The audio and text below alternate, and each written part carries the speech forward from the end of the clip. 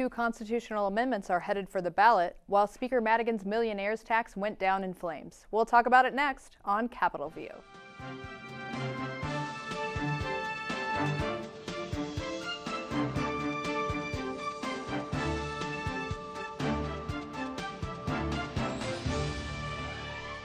Good evening, and thank you for tuning in to this week's edition of Capitol View, the show where we talk about Illinois politics and government. I'm your host, Jamey Dunn with Illinois Issues, and with us today is Charlie Wheeler, Director of the Public Affairs Reporting Program at UIS. Charlie, always glad to have you here. Thank you, Jamey. It's nice to be here. And Patrick Yeagle with Illinois Times. Pat, good to see you. Thanks for having me. So we saw a lot of action in both of the chambers this week. It's third reading deadlines in both chambers, so they're trying to get all their bills from the House over to the Senate and all the Senate bills into the House.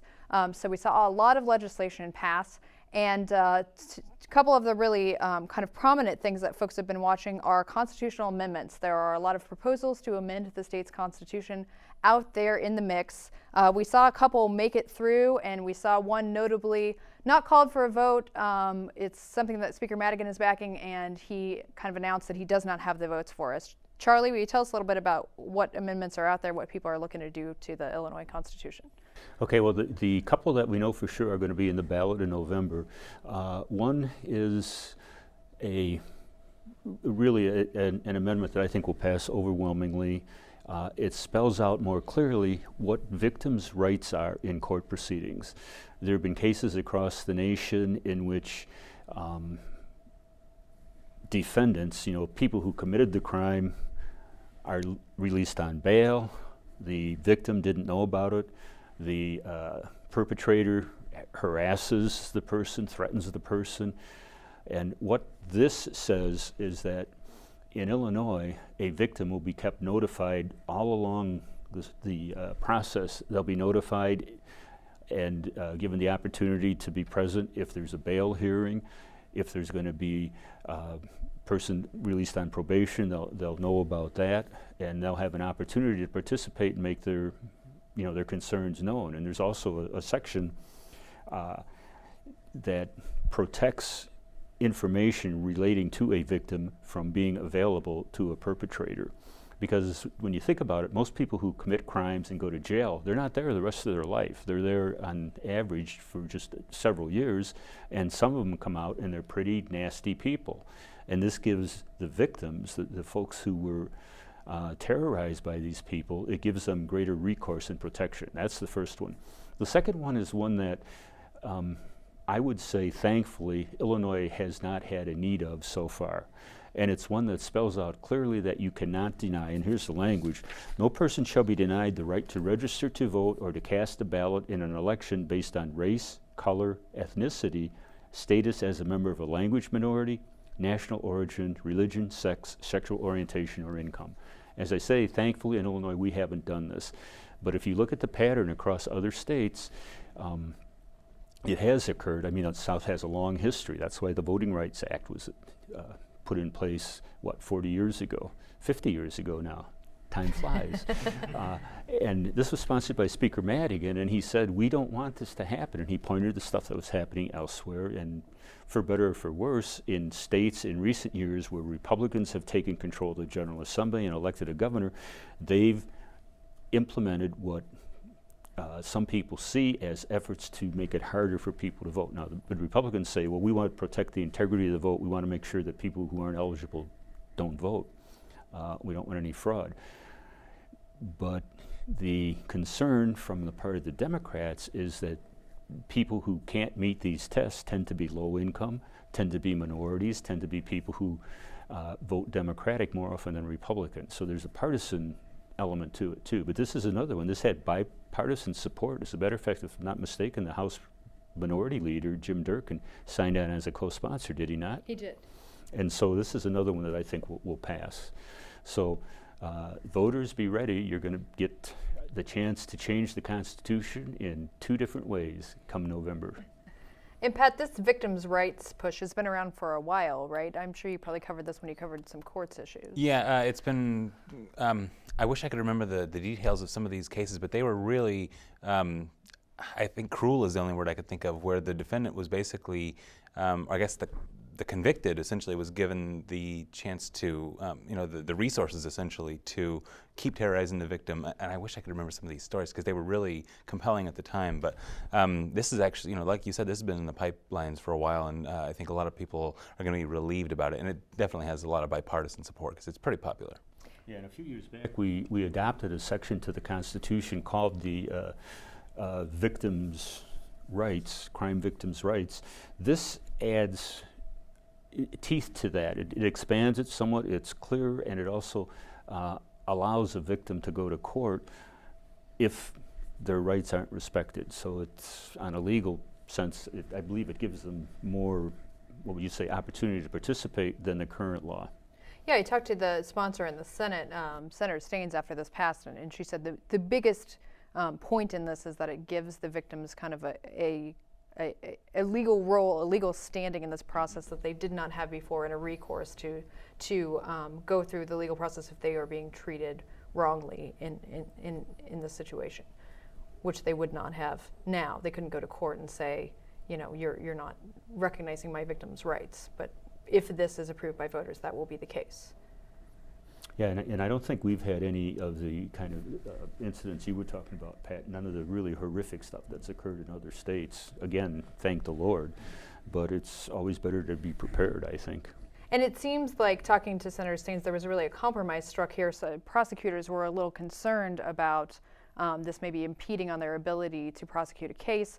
Previous versions of this had called for victims getting an appointed lawyer if they sought one. They did take that out. Victims can get their own lawyer now, but it wouldn't be a requirement that they would get a court-appointed lawyer. And as a matter of fact, it says specifically in here that it does not give you the right to have a court-appointed attorney. So this is kind of the product of a lot of negotiation that's been going on for multiple years.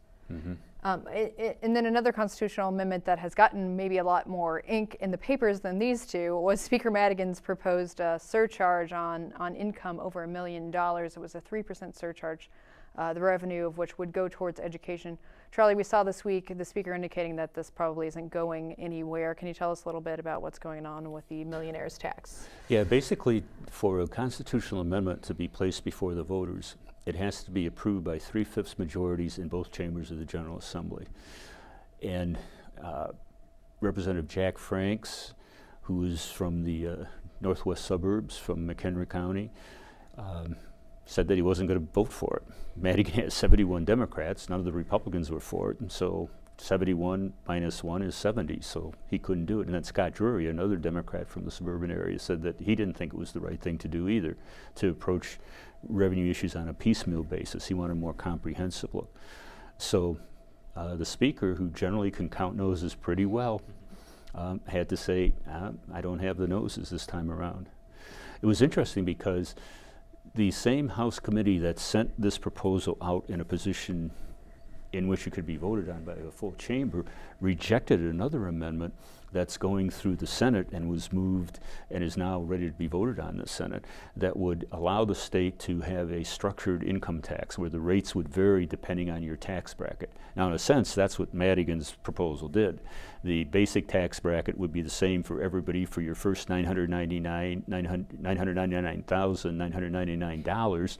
For every dollar above that, you would pay 3% more. So it was kind of graduated in a cockamamie way. But the amendment being pushed by Senator Harmon would actually set out the ability for the legislature to come in and say, okay, like the federal governments do, like most states with an income tax do, income above certain levels will be taxed at higher rates. And right now, our Constitution has a provision that requires a flat tax, that all income is taxed at the same rate. Yeah, every dollar of income, of taxable income, is taxed at the same rate. For individuals, currently it's 5%, and on January 1st, unless something happens, it'll go down to 3.75%.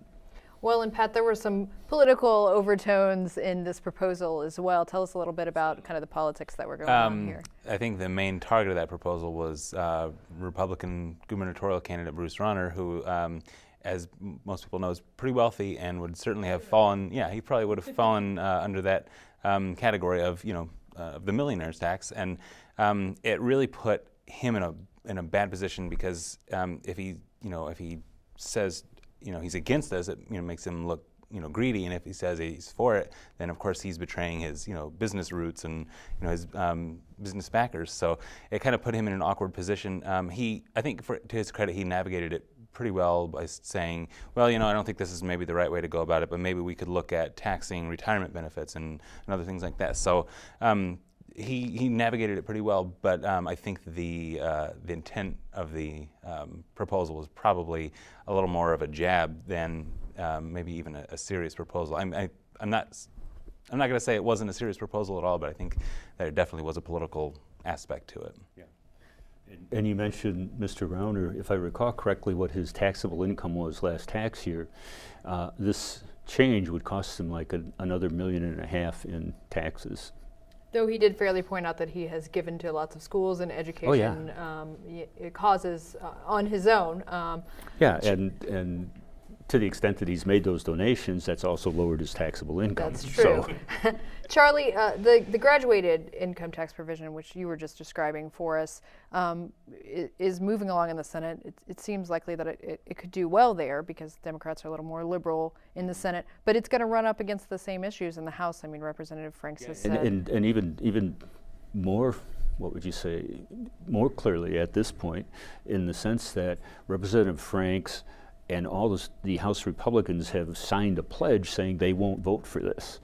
And so Madigan is left with a maximum of 70 because Jax Franks is not the kind of guy who put his name on something and then flip.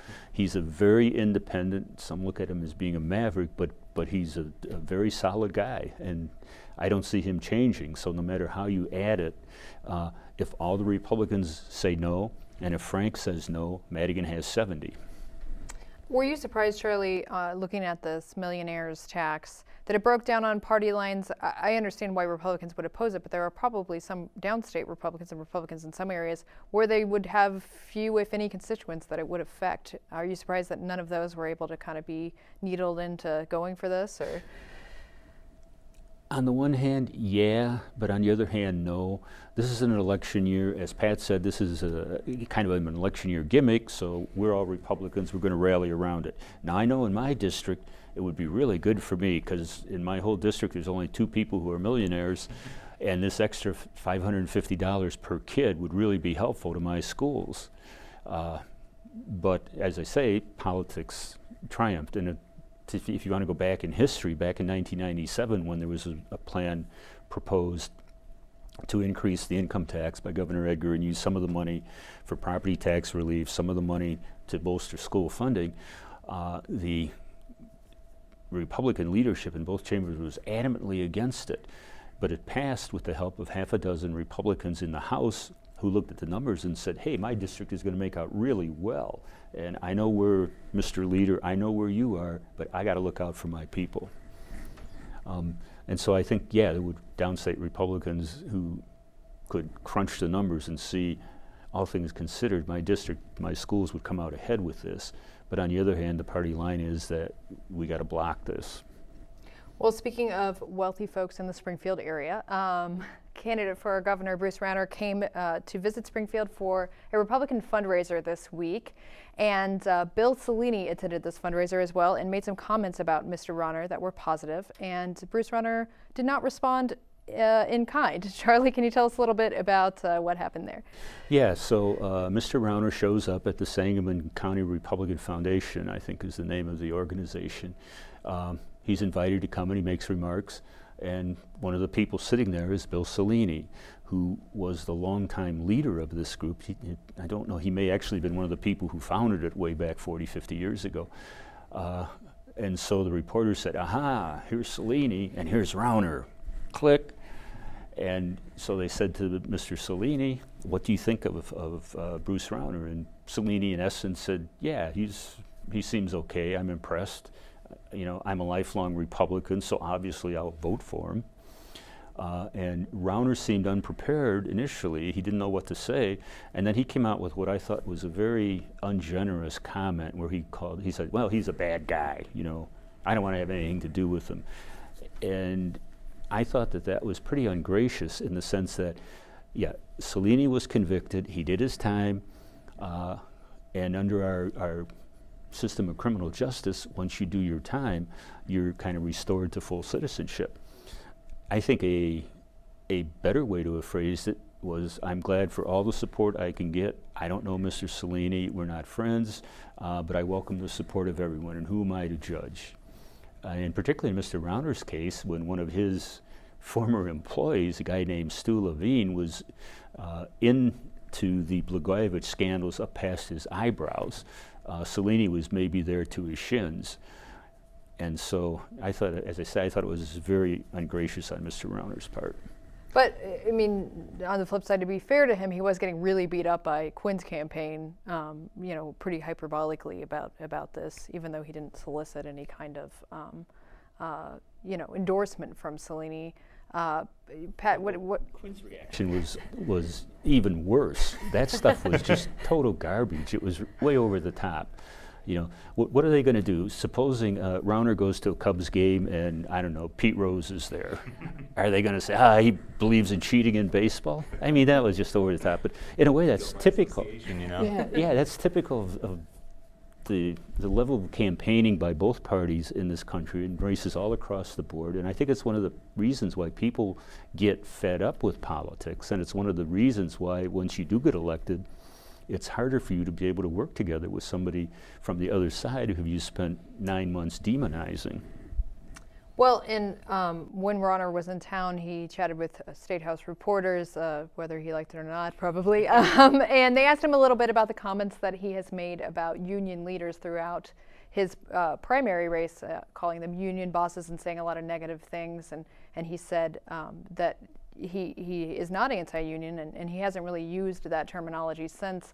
Pat, what do you make of kind of where Rauner's trying to position himself? What's going on with this situation? I think it was a couple months ago when Dr. Kent Redfield was on the show. He was talking, basically predicted this very thing happening, that in the primary, in the Republican primary, Bruce Rauner would play to his Republican backers as much as possible and say, these dang union guys are just ruining the state. And as soon as he wins the primary, of course, he'll pivot to the center so that he can, appease that broader base. And that's exactly what he's doing. He's dropped certain buzzwords from his lingo, and now he's picking up other buzzwords like lobbyist, for example. Those darn lobbyists. Those are, they're what's ruining Illinois now. So, it's not surprising, but of course it is, I think, pretty shrewd. So.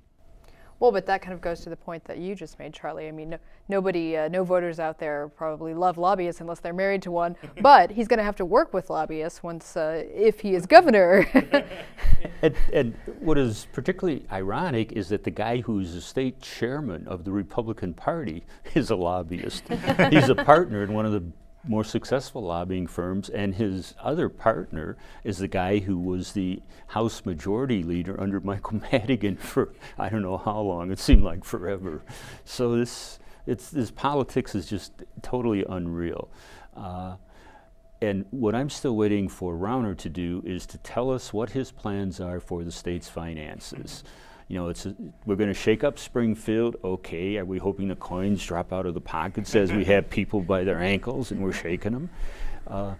He still hasn't spelled out with any degree of detail how he would deal with the issue. We know there's a lot of things that he's against. He kind of floated, well, maybe he could be for taxing retirement income, which is a big no-no with a lot of Republicans and a lot of Democrats, for that matter. And a lot of people who vote. Yeah. Or, well, we could maybe look at a service tax, but he really hasn't laid out a plan. For better or for worse, to Pat Quinn's credit, he came out with basically two budgets. He said, here's the budget that we can do if you go along with keeping current tax rates. Here is the other budget, and he cleverly labeled it in the book, not recommended.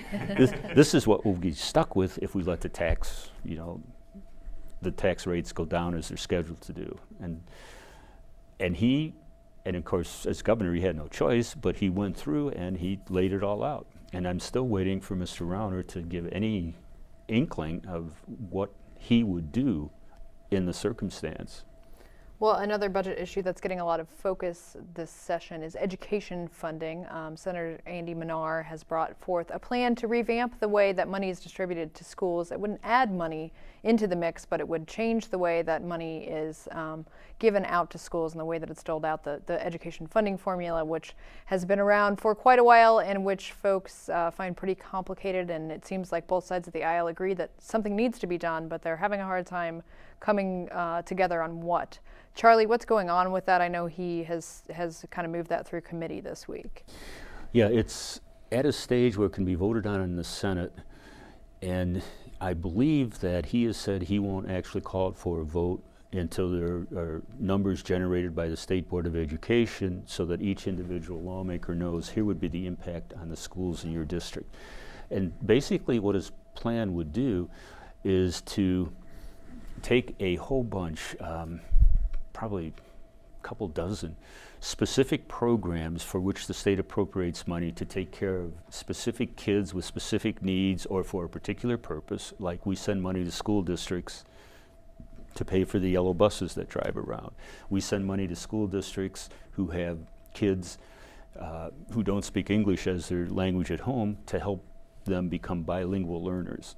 We send money to school districts to help educate kids with special needs. These are all separate little programs, and they go out without any concern about the relative wealth of the district to provide for these services on their own.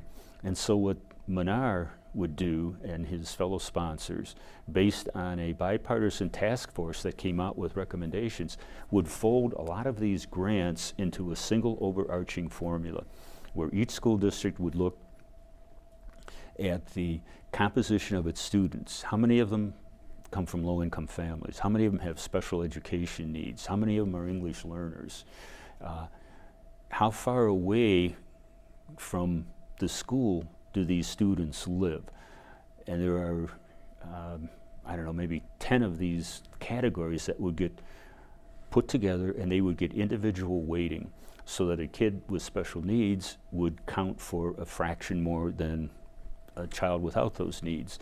This would all be calculated into the formula, and the result, as Manar said, more than 90% of the money that school districts get from the state would be apportioned based on need. Need not necessarily measured by low-income kids only, but rather need based on here are the requirements this district needs to educate its children. Here is what the district can provide on its own through its property tax base. We will make up the difference through the formula. The existing formula works that way now, but it has all of these separate programs that are not related to the relative wealth of the district. So it's a matter of putting all or most of the money through the same filter instead of having all these kind of separate and little adjusting the pots. filter to take in what now goes out in these separate pots. And as I say, he said currently there's like 44% of the money that the state sends out to local school districts is based on need. The rest of it is put into these separate little categories. And so the amount that the richest school district gets for educating a special education child is the same as the amount that the poorest district gets. And Senator Manar and other people think that that's probably not fair. And I think one of the points that he made that I thought was interesting, it really doesn't matter how much money you put into the formula. What's more important is that however much money is there, that it is distributed more equitably, more based on the needs of the district. And there were a couple of things in there that I thought, not to dominate the conversation, but one thing in particular I thought was really interesting. This bill would require school districts to provide an accounting on a per building basis.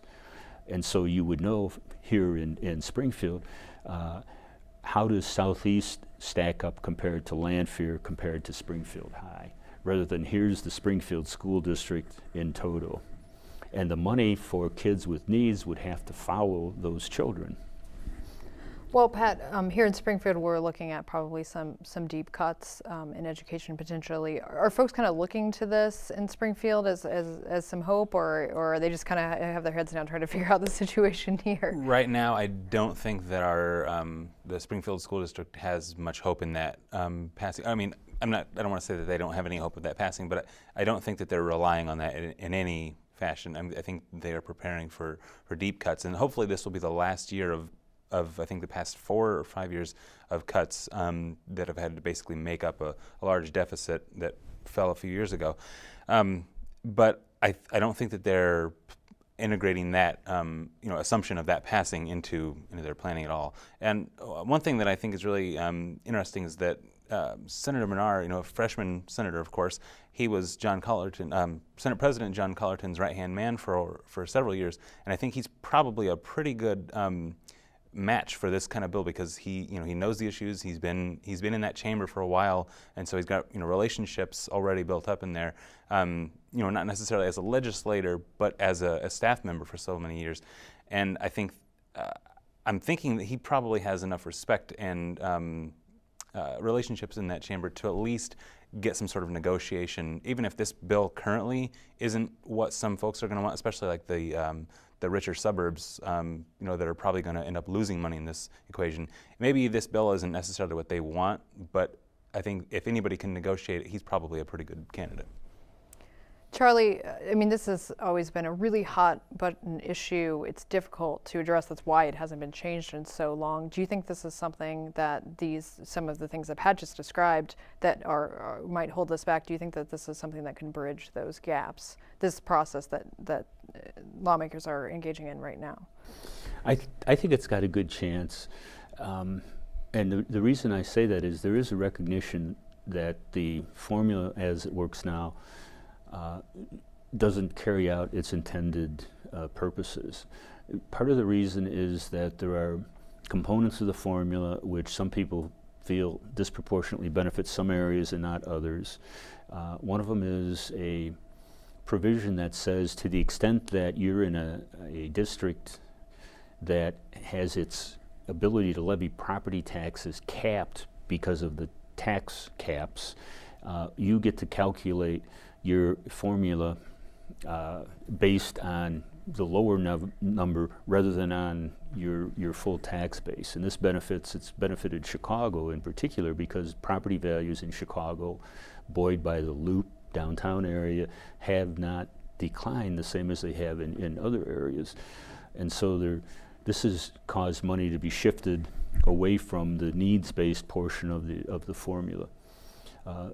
And it's been an ongoing struggle as long as I've been watching this stuff. Well, and I hate to cut you off, Charlie, but we are going to have to leave it at that. I'm sure we will discuss it again in the future.